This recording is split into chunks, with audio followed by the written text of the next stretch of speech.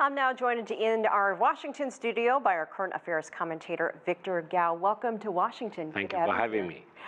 Would you say the May 4th movement, is it still helping shape the China of today and tomorrow? Oh, yes, definitely. I think the May 4th movement back 100 years ago was really an important occasion of awakening of the Chinese nation.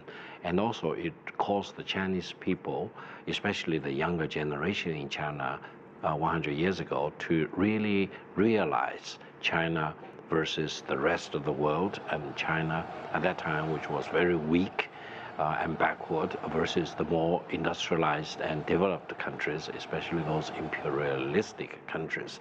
And I think as of today, the May 4th movement serves to remind the Chinese people that the Chinese nation really need to stand firm for its own national interest, and we need to take the fate of the country into our own hands.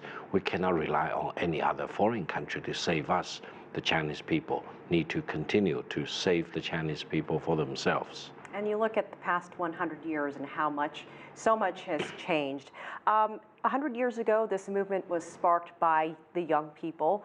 What do you see in the young people in China today? What do you see when you look around you? Well, the young people, or the young generation in our country, has always been a very important force for progress of the nation, for modernization, and for greater democracy. And I think over the 100 years in the past, the Chinese nation and China as a country have moved through great difficulties and also great triumphs.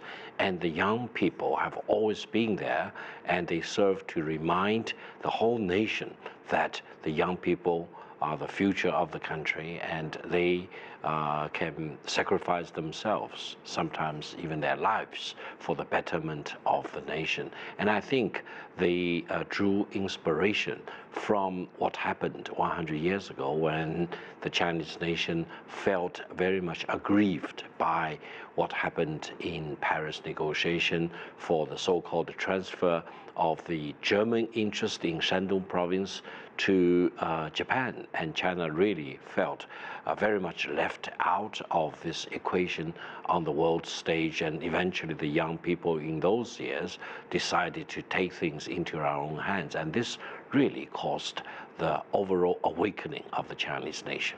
You mentioned self-reliance as a nation. What would you say are some of the other lessons that can be learned and applied in China's future?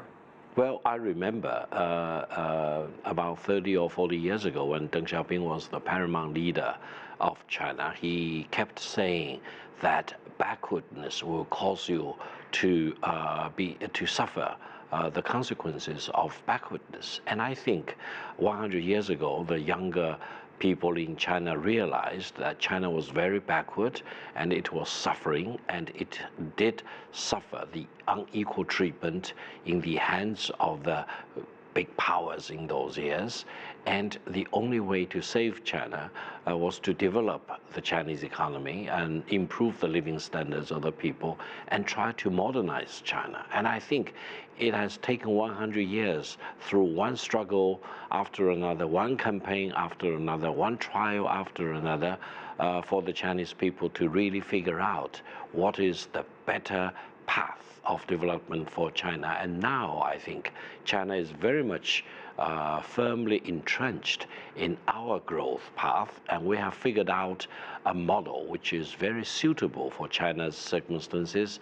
And this path of development has really helped China to achieve tremendous amount of transformation.